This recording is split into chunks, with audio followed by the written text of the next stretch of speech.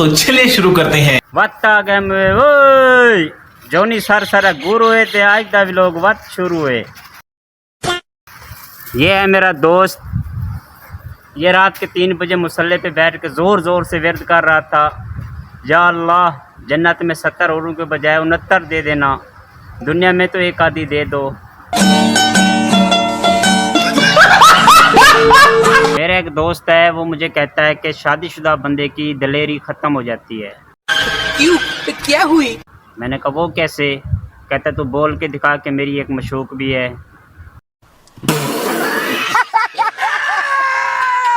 मर्द अपना जितना मर्जी नाम बना ले, अबे जल्दी बोल, कल सुबह पनवेल निकलना है। लेकिन उस ससुराल में औरत के नाम से जाना जाएगा कि ये फिलानी का बंदा है। बात तो सही है।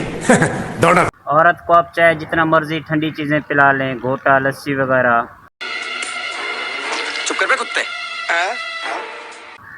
तारीख गवाह है, उसके कलेजे को तब ठंड मिलती है जब वो अपने बंदे से बहस कर लेती है।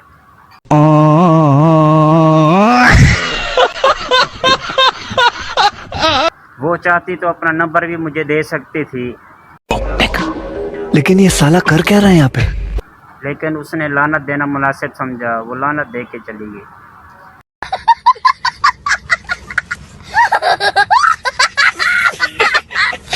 मेरे यार की मशूक उससे कहती थी कि मैं कभी नहीं बदलूंगी।